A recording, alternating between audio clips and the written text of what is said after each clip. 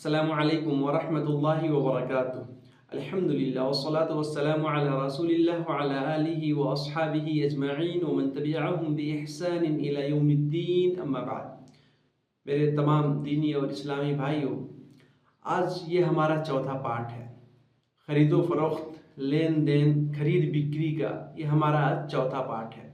और आज हम जानेंगे कि कौन सी ऐसी चीज़ें हैं जिसका हम खरीदो फरोख्त नहीं कर सकते, जिसकी हम खरीद बिक्री नहीं कर सकते, उसका व्यापार, उसकी तिजारत हम नहीं कर सकते। ये 16 चीज़ें हैं। मैं 8 आज बताऊंगा आज के इस पार्ट में, और इंशाअल्लाह कल 5वें पार्ट में अपने बाकी जो है 8 चीज़ें बताऊंगा। यानी किस तरह का व्यापार जो है अवैध है, निषेध है, जायज़ नहीं है।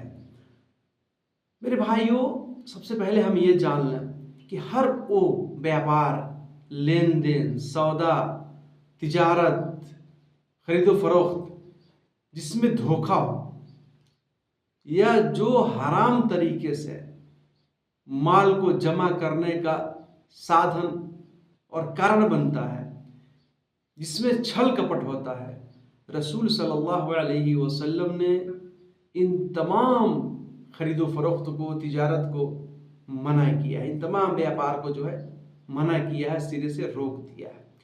क्यों? क्योंकि इससे उपद्रव होता है। जब आदमी झूठ बोलेगा, छल कपट करेगा, धोखा देगा, तो इसका नतीजा क्या निकलेगा, इसका परिणाम क्या होगा, जानते हैं आप लोग। लड़ाई होगी, झगड़ा, उपद्रव, दंगा फसाद, रक्तपात, उत्पात, यही सब। तो रसूल सल्लल्लाहु अलैहि वसल्लम ने आपसी भेदभाव को, संवेदना को कायम रखने के लिए क्या बयान फरमाया कि आदमी जो तिजारत कर रहा है, व्यापार कर रहा है, लेन देन सौदा कर रहा है, वो साफ सुथरा हो, शुद्ध हो, पवित्र तरीके से हो, ताकि जो है उसमें किसी प्रकार का कोई धोखा छल कपट ना हो, ताकि उसका जो परिणाम है, उसका जो अंजाम है, वो जो है सही हो। मेरे भाई, इसमें सबसे पहले नंबर पे ये है कि कोई भी आप ऐसी चीज़ नहीं बेच सकते जिसका आप मालिक नहीं है। यानी बैउ सिलाअति क़ब्ल क़ब्ज़िहा, उसको अपने नियंत्रण में लेने से पहले, अपने कब्जे में लेने से पहले नहीं बेच सकते। कोई भी चीज़ हो, आदमी अभी एक दूसरे से आदमी से खरीद रहा है कुछ और सोचे कि इधर तीसरे से मैं बेच दूँ, तीसरे पूरी तरीके से पूर्ण रूप से वो अपने नियंत्रण में ले लें, फिर जो है उसको बेच सकता है। रसूल सल्लल्लाहु अलैहि वसल्लम ने इरशाद फरमाया, इज़ा इश्तरैत शैयन फला तबीअहु हत्ता तक़बिदहु, जब तुम कोई चीज़ खरीद लो तो उसको मत बेचो यहाँ तक कि तुम पूर्ण रूप से उस पर कब्जा कर लो, तुम्हारे स्वामित्व में, तुम्हारे कब्जे में वो पूरी तरीके से वो चीज़ आ जाए, तब उसको बेच सकते। नहीं कि अभी आपके पास है ही नहीं और दूसरे से आप सौदा करने लगे, तो ये तरीका जायज़ नहीं है। रसूल सल्लल्लाहु अलैहि वसल्लम ने दूसरी जगह फरमाया, मन इब्ताअ ताअमन फला यबीअहु हत्ता यस्तौफियहु, यानी कोई अगर आदमी खाना वाना खरीद रहा है, कुछ भी चीज़ गल्ला, तो उसको हरगिज़ किसी तीसरे से ना बेचे यहाँ तक कि जो है उसको पूरा पूरा वसूल कर ले। अब्दुल्लाह इब्न अब्बास रज़ी अल्लाहु अन्हुमा कहते हैं कि यही तरीक़ा सारी चीज़ों में नाफिज होगा, चाहे वो खाना हो, चाहे गल्ला हो, चाहे लेन देन का मामला हो, चाहे सवारी हो, चाहे और कोई दूसरी चीज़ हो, कपड़ा हो। यानी पहले आदमी उस पर कब्जा कर ले, उसके स्वामित्व में वो चीज़ रहे, तब उसको बेच सकता है। या किसी दूसरे का है वो, अगर वो उसको वकील बनाया है बेचने के लिए पूर्ण सही तरीके से, तो आदमी जो है उसको बेच सकता है। दूसरे नंबर पे मेरे भाई, बैउल मुस्लिम अलल मुस्लिम, यानी एक मुसलमान के लेन देन पर, एक मुसलमान के सौदा पर सौदा करना ये जायज़ और दुरुस्त नहीं है। कब? जब एक मुसलमान कोई सौदा कर लिया, सौदा फिक्स हो गया उसका, वो खरीद लिया। यानी शुरू में कोई आदमी कोई चीज़ अगर बेच रहा है तो उस पर बोली लगाना ये जायज़ है। कोई आदमी 500 दे रहा है किसी चीज़ का, कोई आदमी फिर बोल रहे, कोई आदमी 600 देने वाला है, तो अगर तय नहीं हुआ है, पूरा समझौता अभी पूर्ण रूप से जो है मुकम्मल नहीं हुआ है, तो आदमी बोली लगा सकते हैं। बोली लगने के बाद, तय हो जाने के बाद कोई आदमी फिर आए और धोखा देने के लिए या छल कपट के लिए जो है उसके सौदे को भंग करने के लिए फिर उस पर बोली लगा दे, और तो ये सही नहीं है। मिसाल के तौर पे मोबाइल है, कोई आदमी किया और जाकर के इसको खरीद लिया, 20,000 में खरीद लिया। अब दूसरा दुकानदार आए, बोले इसको वापस कर दो, इसको वापस कर दो, मैं यही मोबाइल तुमको 18,000 में दूंगा, ये सही नहीं है, ये सही नहीं है। जब खरीद लिया तो खलास। इसी तरीके से कोई आदमी ऐसा खरीदा है मोबाइल, और जो है कोई दूसरा आदमी आता है और जो है इस तरीके से उसको कहता है कि ये तो बहुत तूने महंगा ले लिया है। आदमी सही से अगर मतलब उसके धोखा हुआ है, कीमत दुब्बर तिब्बर यानी बढ़ा चढ़ा 2 गुना किसी ने लिया है, तो अगर आदमी ऐसा मतभेद है तो वो खुद जा करके दुकानदार को वापस करे। लेकिन कोई तीसरा आदमी आ करके इस बैय को भंग करना चाहे और लोगों को जो है यानी सती रहने का प्रयास करे, तो ये सही नहीं है।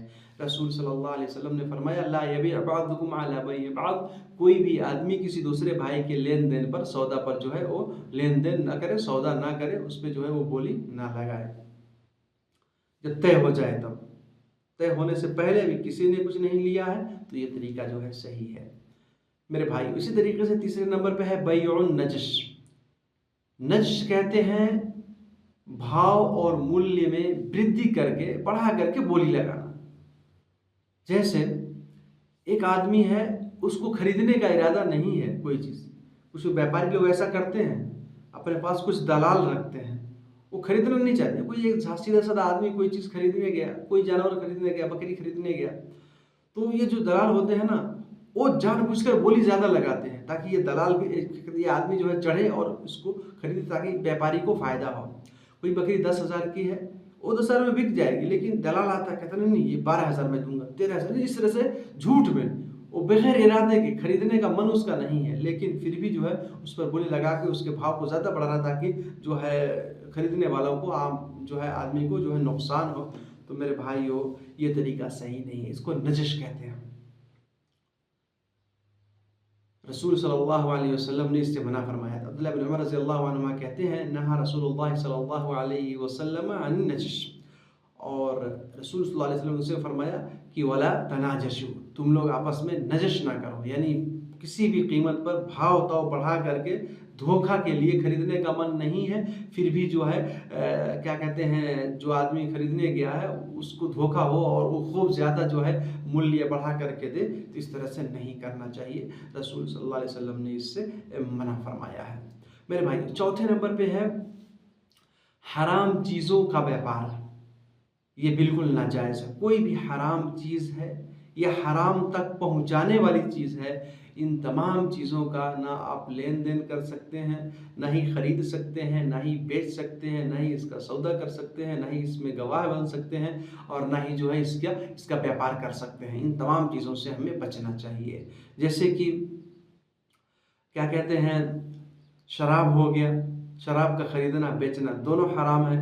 खिंजीर है, कोई तस्वीर है, मुर्दार का गोश्त है, कोई मूर्ति वगैरह है, इन तमाम चीज़ों को हम नहीं खरीद सकते हैं, ना ही बेच सकते हैं, और ना ही इस तरफ पहुंचाने वाली कोई चीज़। अगर जैसे मिसाल के तौर पे कुछ लोग हैं मंदिरों में ले जाके चढ़ावा चढ़ाते हैं, नारियल चढ़ाते हैं, तो अगर आपकी दुकान है ऐसे जनरली तौर पे तो कोई हर्ज की बात नहीं, लेकिन आप उनके मंदिर के सामने दुकान रख के बैठ जाएं और वहाँ से आपके पास से वो अगरबत्ती और सब खरीद करके मिठाई वगैरह ला के उस पर चढ़ा रहे हैं, तो वहाँ पे आप दुकान नहीं रख सकते जी, क्योंकि एक देख रहे हैं ना कि एक उससे जो है गलत काम हो रहा है।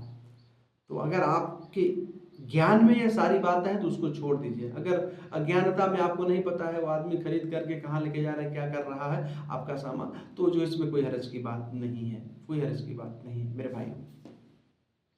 इसी तरीके से जो कब्रों पे चादर चढ़ाते हैं, क्या है ये? फजूल है। तो आप वही जो है चादर लेकर के बैठ जाएं, और आदमी आता है खरीद के लेके जाता है, उसको चढ़ाते हैं, फिर दोबारा उसी को लौटा के लेके आते हैं। यही वही बात मैं देखा मैंने, फिर ला करके आपको दुकान पर रख देगा, फिर तीसरा आदमी आएगा खरीदेगा, फिर ले जाकर चढ़ाएगा, फिर आएगा, फिर चौथा आदमी आएगा उसको खरीदेगा लेके जाएगा। तो ये धंधा है, इस्लामी तरीका से है, ये गलत और क्या कहते हैं नाजायज़ तरीके की तरफ लेकर जाता है। इन तमाम चीज़ों से अपने आप को बचाने की कोशिश करें। इस तरह की कोई भी बेया है उसको हम जो है उसका जो है धंधा नहीं कर सकते मेरे भाई। उसी तरीके से जैसे कि रसूल सल्लल्लाहु अलैहि वसल्लम ने फरमाया कि यानी जैसे खजूर, क्या क्या खजूर है या अंगूर है जिससे शराब बनता है, कुछ लोग उसको रोक लेते हैं और यहूदी या ईसाई से खास इसी नीयत से बेचते हैं वो लोग इसका शराब बनाए और धंधा हमारा चले, उनसे ज़्यादा बिक्री हमारी हो। तो नहीं, अगर आपको पता है कि इसका वो गलत इस्तेमाल करेंगे, पूर्ण रूप से पता है तो नहीं कीजिए, अगर नहीं पता है तो इंशाल्लाह गुनहगार नहीं होंगे। मेरे भाइयों, क्योंकि रसूल सल्लल्लाहु अलैहि वसल्लम ने जो है इससे मना फरमाया। आप सल्लल्लाहु अलैहि वसल्लम का इरशाद है, इन्नल्लाह हर्रम बैअल खम्रि वल मैतति वल खिंजीर वल असनाम, कि अल्लाह ताला ने शराब, मुर्दार, खिंजीर और बुतों को बेचने से मना किया, मूर्ति बेचने से मना किया। और दूसरी हदीस के अंदर है, लाअनल्लाहुल मुसव्विरीन, जो तस्वीर बनाते हैं अल्लाह की लानत है, अल्लाह का भी शाप है उनके ऊपर, तिरस्कृत और अपमानित होते हैं।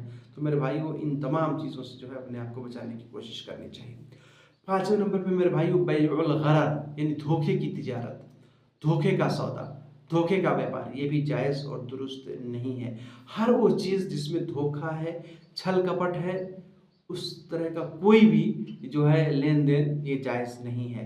जैसे कि तालाब है, पोखरी है, उसमें मछली है, अब मछली का सौदा वैसे कर दें, कुछ ऊपर मछलियाँ दे करके भाई इसमें जितनी मछली है वो आपकी है, ये तरीका सही नहीं। पता नहीं कितनी मछली, किसी को नहीं मालूम, पानी के अंदर कितनी मछली किसी को मालूम है?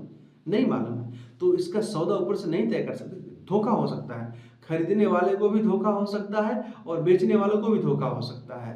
इस वजह से रसूल सल्लल्लाहु अलैहि वसल्लम ने इससे मना फरमाया है। इसी तरीके से जो भेड़ है उसके ऊपर जो बाल है, तो बाल को काट दें फिर उसको बेचें उसका वजन करके। इसी तरीके से जो जानवर के पेट में जो बच्चा है उसका सौदा करने लगे, ये भी जायज़ नहीं, इसमें भी धोखा है। इसी तरीके से जो थन में दूध है जानवर के, गाय के, भैंस के, तो अब दुहने से पहले उसको बेच दें कि भाई इसका इतना में सौदा हो गया, पता नहीं कितना दूध निकलेगा, नहीं पता, तो इस तरह का भी सौदा जायज़ और दुरुस्त नहीं है। इसी तरीके से जो फल लगा हुआ है दरख्त पे, तो फल दरख्त के ऊपर ही बेच दें, तो मेरे भाई ये तरीका सही नहीं है। हाँ, उस फल बागीचा कोई है, आम का बागीचा है, किसी का बागीचा, तो फल तैयार होने से पहले शुरू ही में कुछ लोग जो है पूरे साल के लिए दे देते हैं किसी को, तो वो तरीका सही है। अगर मतलब मुतय्यन हो, वक्त मालूम हो, सब कुछ तय हो तो। लेकिन ऐसे ही फल लगा हुआ है और अचानक आदमी उसको बेच दे, उसको तैयार होने से पहले, पकने से पहले, तो ये तरीका सही और दुरुस्त नहीं है।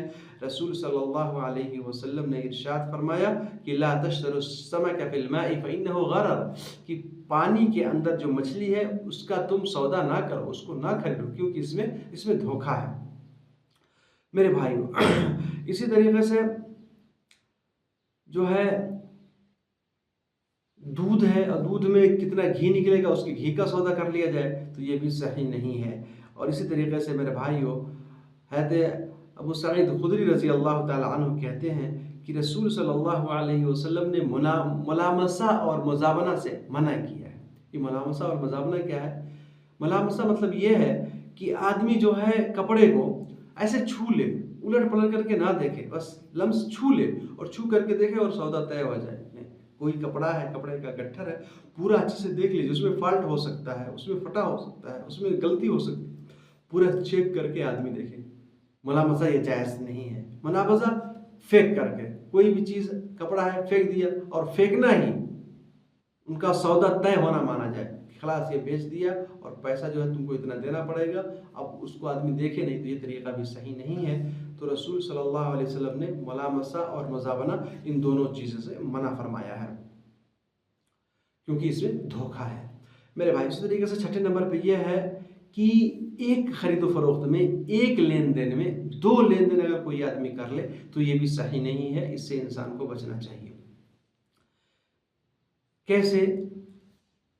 जैसे कि एक बै है और आदमी उसमें 2 बै कर ले रहा है।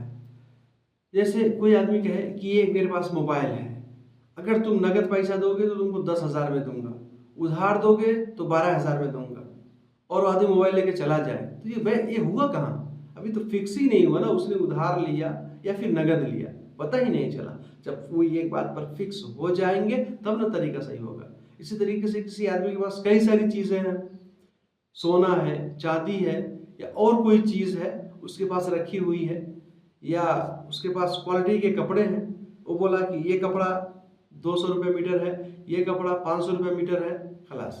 अब तय नहीं हुआ कि वो कपड़ा ये खरीद रहा है 200 वाला कि 500 वाला, और बोले कि ठीक है मेरे पास एक कपड़ा भिजवा देना और चला जाए, तो ये हुआ कहाँ।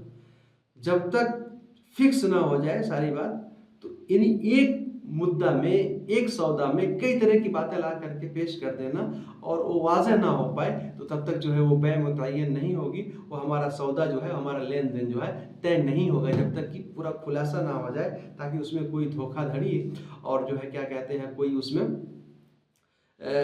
गलत चीज़ उसमें बाकी ना रहे। रसूल सल्लल्लाहु अलैहि वसल्लम ने इससे मना फरमाया। रसूल सल्लल्लाहु अलैहि वसल्लम ने इरशाद फरमाया कि अन्नहु नहा अन बैअतैन फी बैअ। रसूल सल्लल्लाहु अलैहि वसल्लम ने मना फरमाया है दो सौदों को एक सौदा के अंदर 2 सौदा, 3 सौदा, 4 सौदा करने से। अल्लाह के रसूल सल्लल्लाहु अलैहि वसल्लम ने इसे मना फरमाया। 2 सौदा नहीं कर सकते तो 3-4 कैसे कर सकते हैं मेरे भाई। इसी तरीके से 7वें नंबर पे जो है बैउल अरबून। अरबून का मतलब होता है बयाना, जो बयाना देते हैं। तो बयाना देना ये जायज़ है।